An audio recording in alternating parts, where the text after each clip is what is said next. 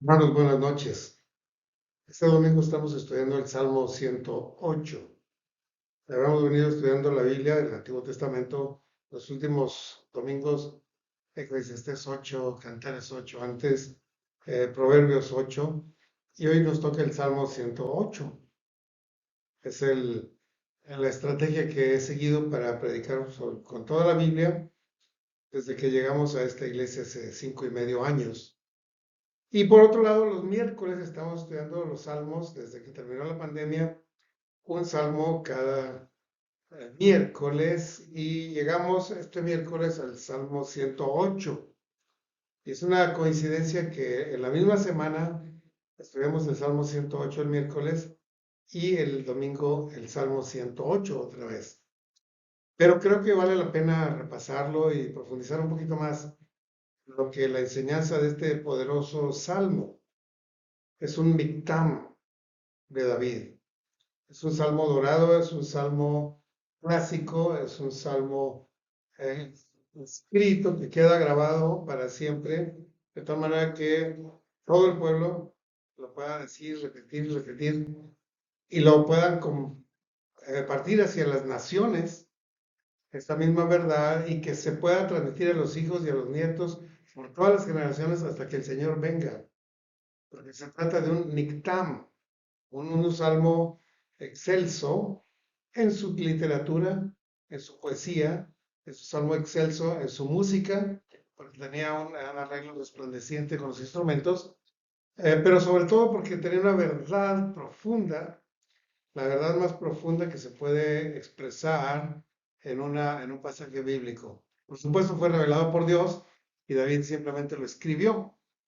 Y nosotros podemos al leerlos ser investidos de esa misma gracia de la fe que viene de Dios y que nos hace poderosos en espíritu, que nos hace tener un corazón perfecto para con Dios. Así que este Nictam, que es una joya preciosa, debe volverse a estudiar y leerse y compartirse y cantarse porque vale la pena.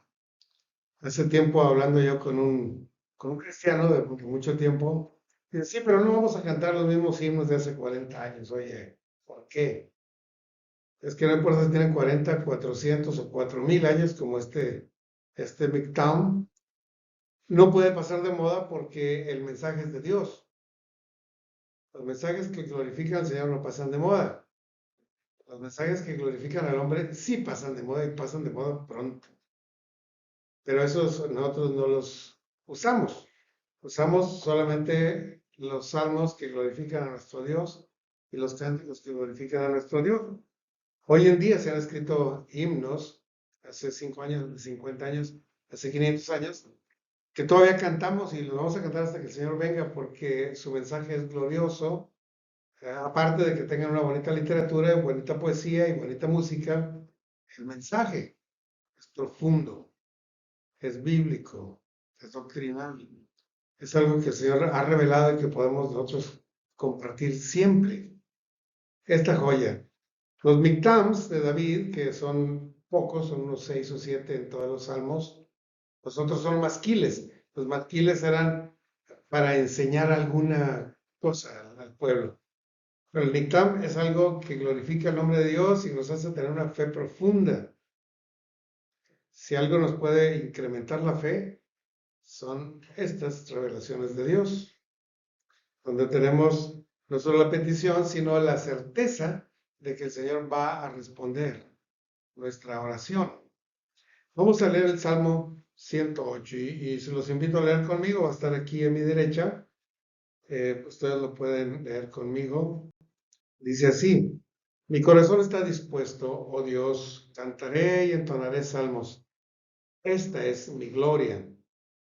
Despiértate, salterio y arpa, y despertaré al alba. Te alabaré, oh Jehová, entre los pueblos.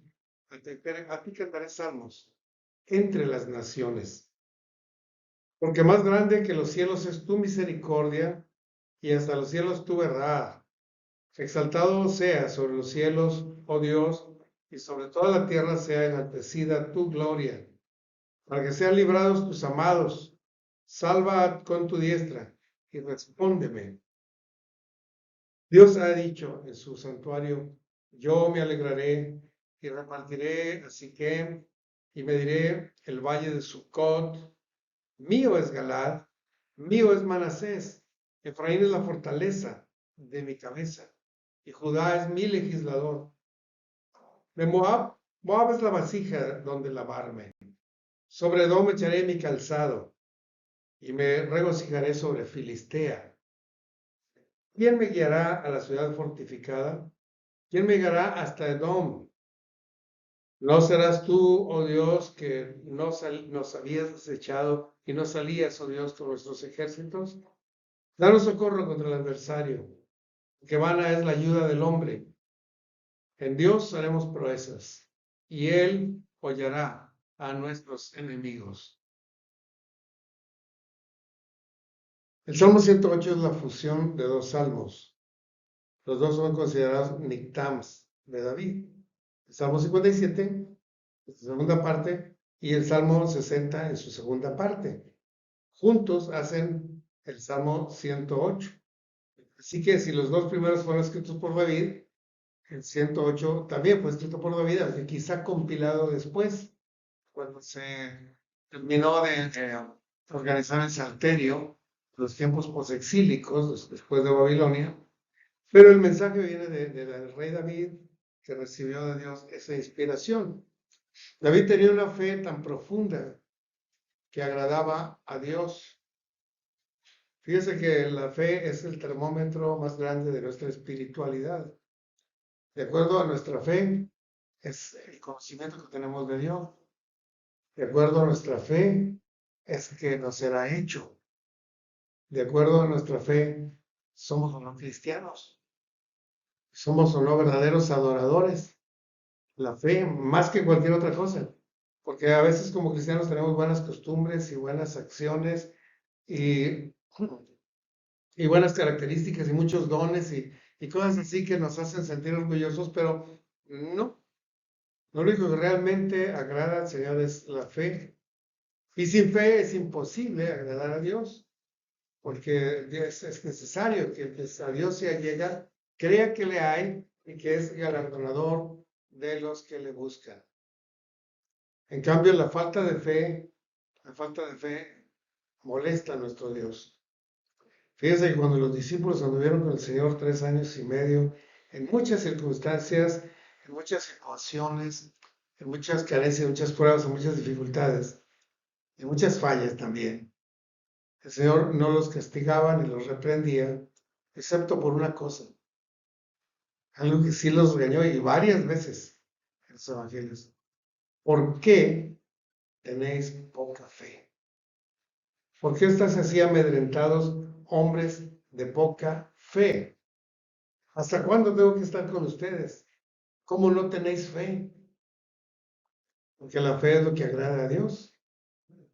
Podemos ser muy elegantes y muy guapos y muy distinguidos y muy constantes, pero si no tenemos fe, estamos enfadando el corazón de Dios. O podemos ser muy nuevos, muy novatos, muy débiles en todo sentido, pero si tenemos fe, entonces somos agradables delante de Dios. Así que debemos procurar a toda costa aumentar nuestra fe. Pedir al Señor, Señor, aumenta nuestra fe. Porque al que cree, todo le es posible. Al que cree. Hay hermanos que oran con fe. Hay hermanos que oran con poca fe. Hay mucha gente que ora sin fe. Y hay gente que ni ora. Así que vamos a ver, a clasificarlo, ¿no? Somos gente que no ora, no vamos a los cultos de oración, no tenemos cultos de oración con la familia, no oramos frecuentemente. O somos gente que sí ora, pero no creyendo que Dios va a responder. Oramos por tradición, por costumbre. O sí oramos, pero con poca fe. Ojalá que Dios quiera, ojalá. Ese ojalá, que es una palabra árabe del Islam, no aplica en la fe cristiana. Ojalá que Dios quiera, no. Dios quiere, nos lo ha prometido, nos lo va a dar. Esa es una seguridad, una certidumbre que los musulmanes nunca van a poder tener, ni ninguna otra religión.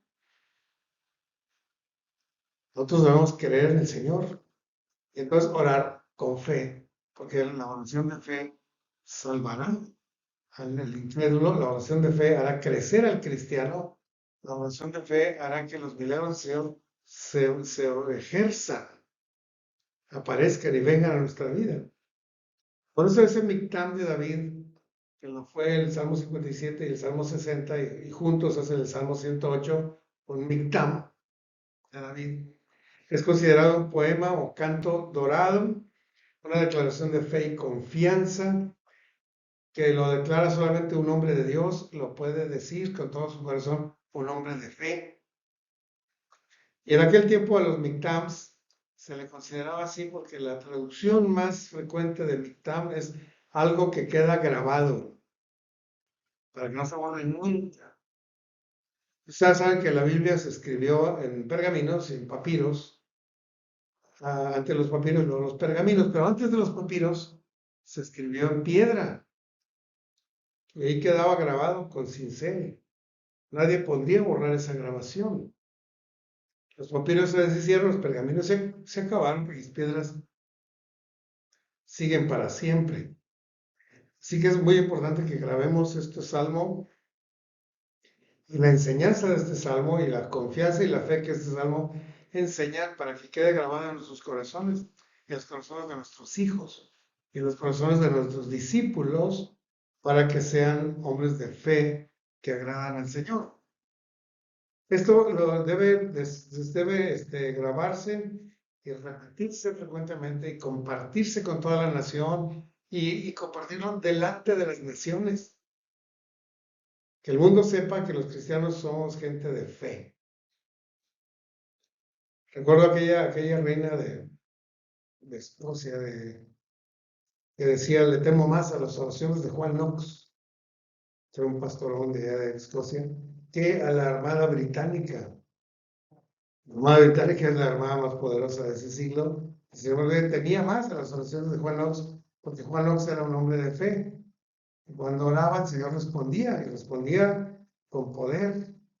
Así que es importante crecer en fe, antes que crecer en cualquier otra disciplina o en cualquier otra característica. Es una súplica este salmo, es una súplica y un reconocimiento de que nuestra necesidad y nuestra ansiedad, nuestro peligro, nuestra salvación dependen del Señor y están en buenas manos. Es una certeza de la victoria que tenemos en el Señor. No solo el rescate, el salvamento, la ayuda, no. Es la victoria completa que tenemos en Cristo. El rey David mostró esa confianza desde que cuidaba las ovejas allá de los lobos y de los osos y los leones. Sabía que Dios le iba a ayudar, lo iba a librar y lo libró siempre. Y cuando vino a visitar a sus hermanos y vio que un gigante Goliat ofendía al pueblo de Dios y a Dios mismo, lleno de fe, se ofreció a él para confrontarlo, para enfrentarlo.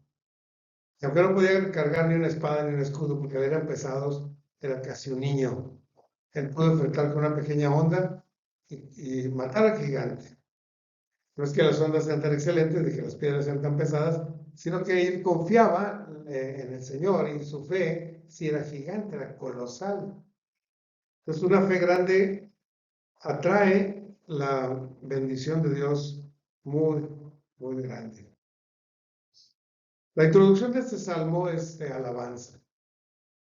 Antes que otra cosa, hay que alabar al Señor. Un corazón dispuesto a cantar y entonar salmos, siempre. Y mientras más fe tengamos, más queremos cantar alabanzas y salmos, más. El uso de instrumentos musicales resplandecientes, ese es lo que dice los versículos 2 y 3, porque era importante los címbalos, las arpas, las cuerdas, para embellecer el canto y para tributar al Señor una alabanza avanzada, completa, compleja, preciosa. El Señor merece eso. A veces escuchamos la música del mundo que tiene mucha instrumentación, mucha orquestación, y el mensaje es ridículo, es absurdo, es vergonzoso. Pero el Señor merece suprema alabanza. Y el salmista empieza con 5 versículos de pura alabanza, porque el Señor merece ser alabado. Es una alabanza que dice, la tributaré entre los pueblos, que todo el mundo sepa, que todo el mundo la oiga, que todo el mundo sepa el contenido de esa alabanza, atraído tal vez por la música, atraído tal vez por la poesía, pero se va a encontrar con una verdad profunda, muy verdadera. Esos salmos deben ser dados ante las naciones y hacer exaltar el Señor no su imagen, su figura, su aspecto, sino su misericordia y su verdad.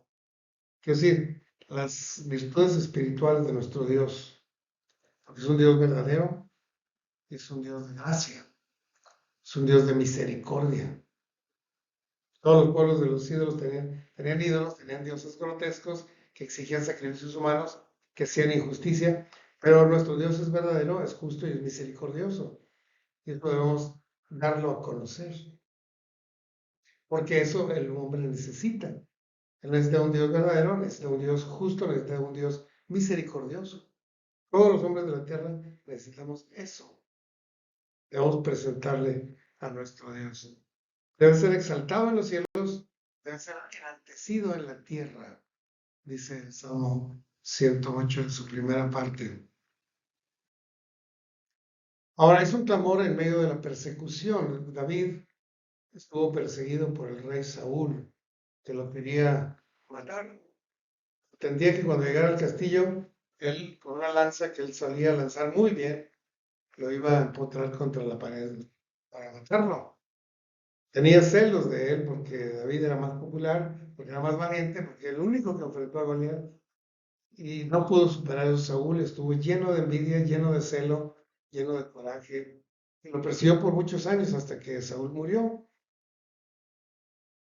Pero David, que era el perseguido, el que estaba amenazado de muerte todos los días de sus años, él no estaba lleno de miedos, estaba lleno de fe y de confianza y de respeto por el ungido de Dios.